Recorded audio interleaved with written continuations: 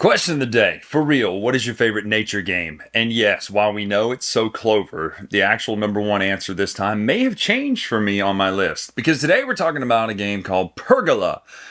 No, that is not the second part of the Divine Comedy. I almost messed that up. No, Pergola, in fact, is a backyard thing with no roof, with slats where it keeps the sun shade out and all that stuff. But I think that's what a pergola is. But regardless, pergola is all about building a garden, a backyard, as it were, here in the States. Backyard or garden, either one, whichever you prefer. And you're not building it, you're planting it. You're putting hollyhocks and buttercups and Buttercup. That was the day that Buttercup realized that when he was saying "as you wish," it meant "I love you." Fencing, fighting, giants. Anyway, Peter Falk's great. I just have one more question. And I think that was him. Anyway, you got buttercups, hollyhocks, lavender, you got bees, you got ladybugs, you got butterflies and dragonflies and frogs. And you're doing all this stuff to get points, because that's what building a pergola is all about. Points in the pergola. So let's take a look right now at pergola. We'll come back up and talk final thoughts.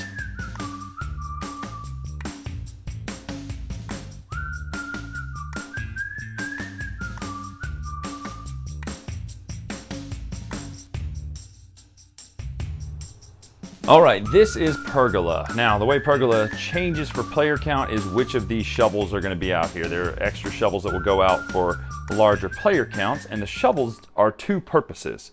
You have this nice backyard here where you're going to have bees and you're going to have bees and ladybugs and butterflies and hollyhocks and magnolias. Even though Mobile's the Magnolia City, these are a different type of magnolia.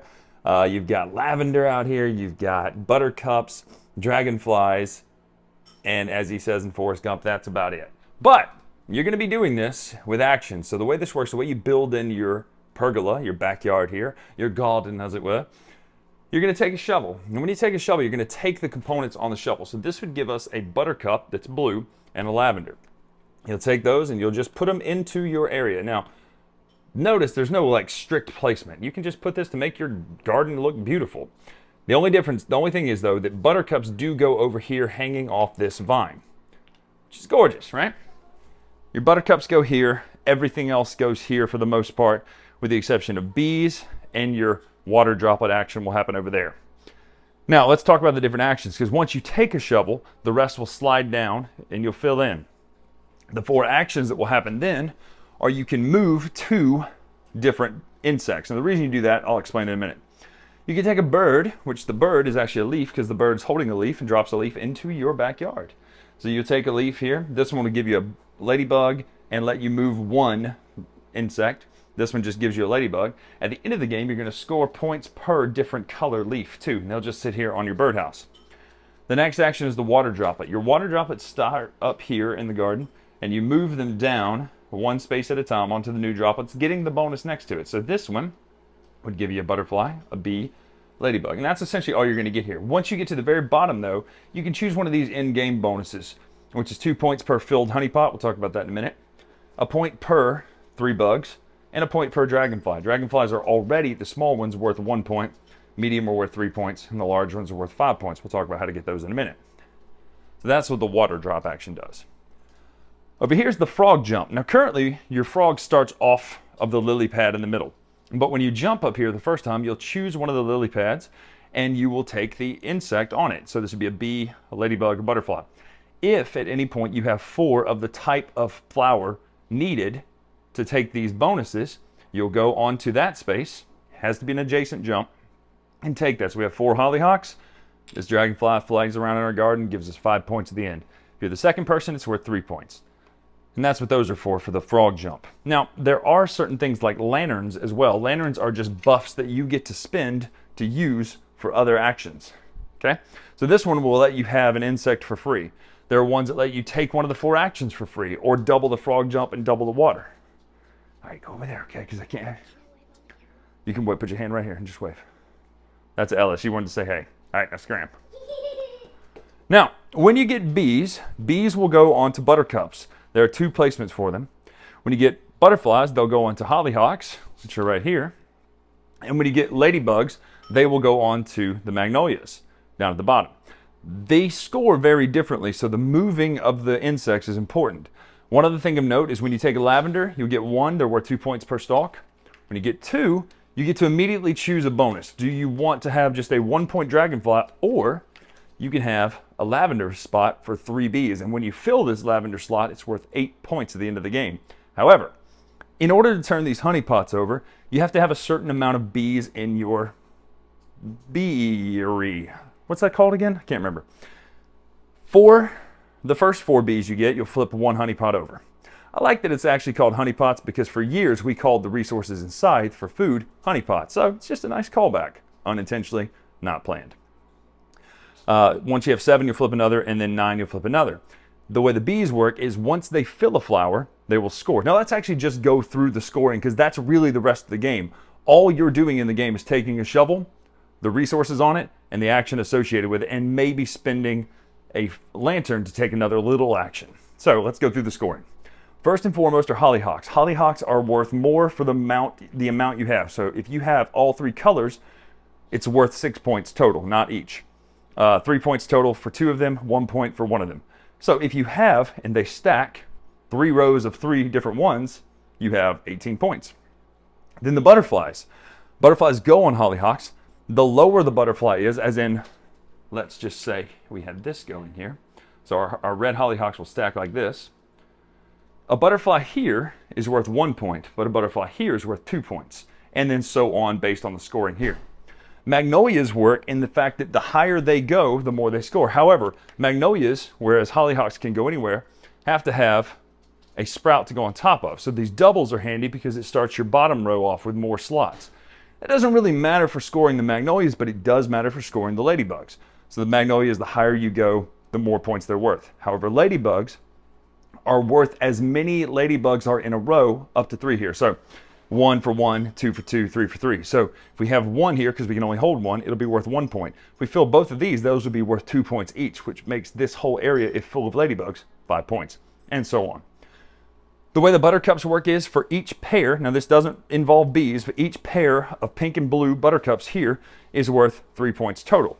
Then with the bees, each pink one that's full is worth 2 points because it only requires 1 bee. Each blue one is worth 2 points, or 4 points because it requires 2 bees. And each lavender that's full is worth 8 points. Now this is where I wanted to mention this little rule. In order to flip honey pots over, you have to have 4, 7, and 9 bees. That does not include these bees. It only includes the bees over here. So you're sacrificing the attempt to flip over honey pot if you do the lavender. However, if you get it, it's worth 8 points. Then you have over here, the lavender is 2 points per stalk. Ladybugs are dragonflies are 1, 3, and 5. Then over here, your honey pots, they score based on different things, point per ladybug, butterfly, pair of leaves, and per lantern. You get points down here if you got to the very bottom for the special scoring action. And last but not least, a point per different colored leaf. You'll play 15 actions by filling in your shovels in here. Once everybody's finished, you'll count points. Person with the most points wins the game. And that is Pergola.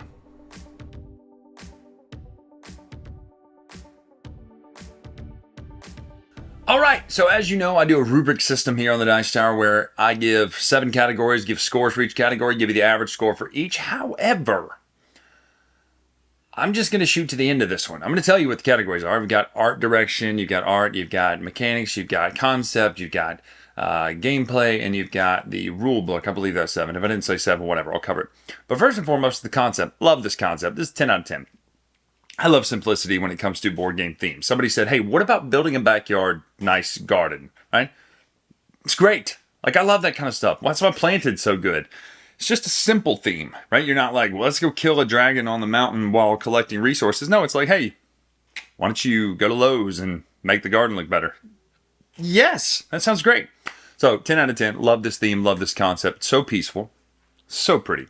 Board layout. Let's see how the board is laid out. Essentially, I love this because it's a little free-flowing. Yes, you are placing pieces, but you're doing it in a free-flowing way to where you get to design your garden. That's part of the appeal of this game is that I can put my hollyhocks how I want them and what color I want them. They don't have slots. There's no spaces where your hollyhocks have to go here. No. Your magnolias can go up and be blooming and all that stuff. Not steel magnolias. This is a different thing. Or fried green tomatoes. Or Thelma and Louise. I think those are all the same movie, right? Anyway. you are putting them where you want them to go on your main board. Then you have your B side over here, not the B side like an album, but the B's where they go.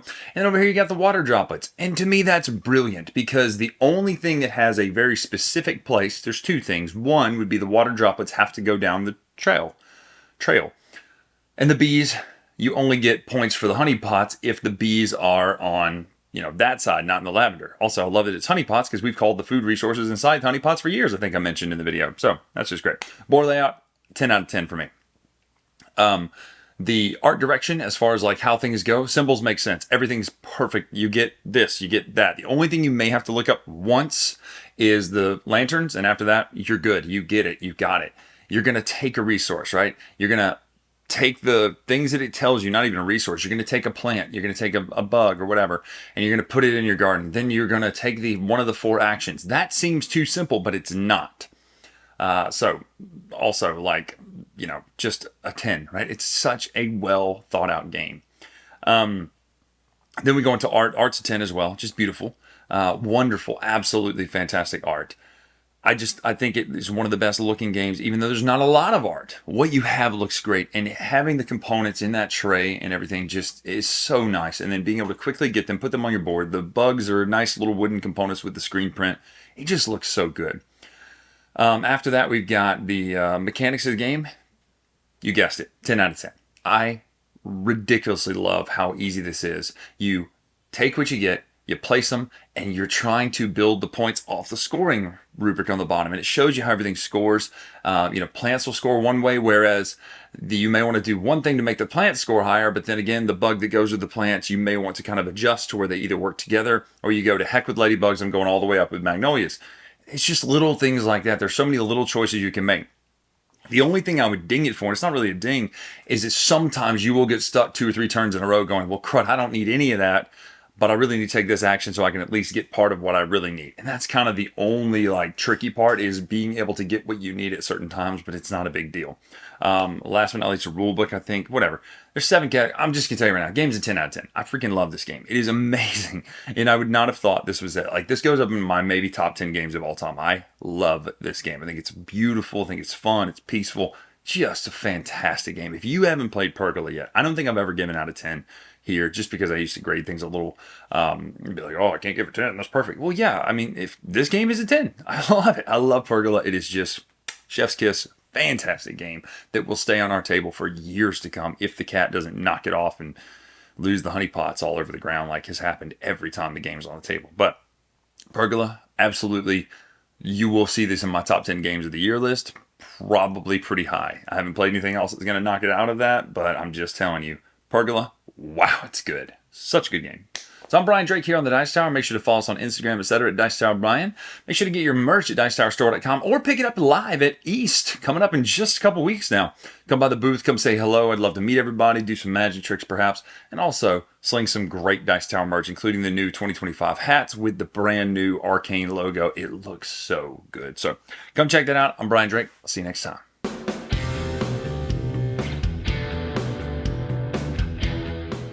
Hey everybody, thanks for watching another video from the Dice Tower. Hey, you want to learn more about us, communicate with us? We have a Facebook group, we have a Discord channel, lots of different ways to get involved with the Dice Tower. And you can find that in our Linktree link below. So just click that, it will take you and you can communicate with us on Facebook, join our Facebook groups. There's lots of cool things that you can find and become part of the Dice Tower. Thanks so much for watching. I'm Tom Vasel.